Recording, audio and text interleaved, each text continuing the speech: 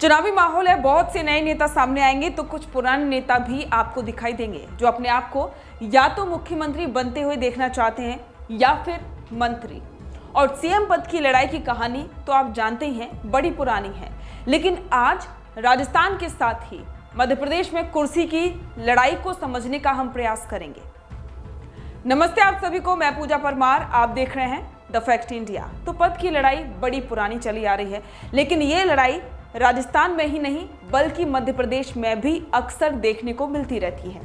और यही वजह रही कि ज्योतिरादित्य सिंधिया ने कांग्रेस से बगावती तेवर दिखाए और अपना समर्थन बीजेपी को दे दिया था।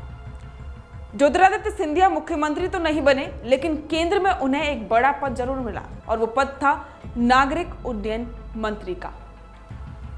ज्योतिरादित्य सिंधिया सचिन पायलट के अच्छे दोस्त भी माने जाते हैं और पायलट के बगावती तेवरों के बीच खबरें तो ये भी आ रही थी कि सिंधिया की तरह ही सचिन पायलट भी कांग्रेस को अलविदा कहकर बीजेपी का दामन थाम लेंगे।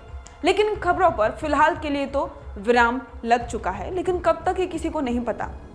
और पायलट ने अब चुनावी तैयारी है वो शुरू कर दी है, तो वहीं दूसरी ओर ज्योतिरादित्य सिंधिया ने भी तैयारी है वो शुरू कर दी है। दौरे हैं मध्य प्रदेश के शुरू कर दिए हैं। तो वहीं विदेशी पंछी वाला बयान तो आपको याद ही होगा। और अब चर्चा मुख्यमंत्री चेहरे की होने लगी है।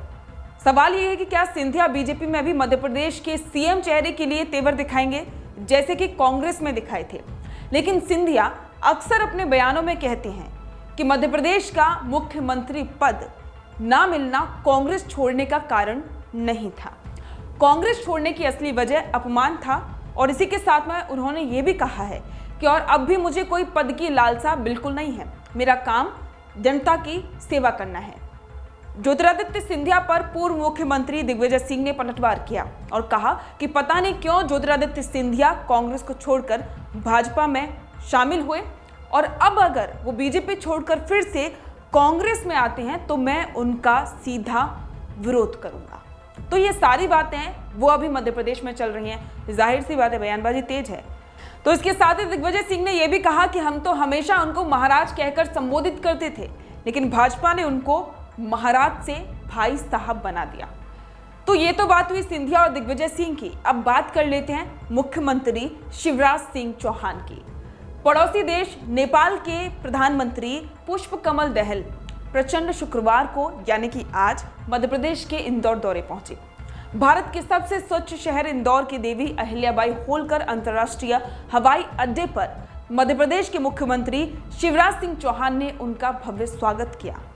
तो सीएम शिवराज सिंह चौहान, जैसा कि अक्सर देखने को मिलता है कि वो हर स्तर पर मध्य प्रदेश की छवि को निखारने का प्रयास करते रहते हैं। तो वहीं चुनावी तैयारियों को देखा जाए तो कई योजनाओं के सहारे सत्ता में आने का वो दावा करते हुए दिखाई दे रहे हैं। तो आपका इस पर क्या कहना है, कमेंट करके जरूर बताएं। बने रहें द फैक्ट इंडिया के साथ।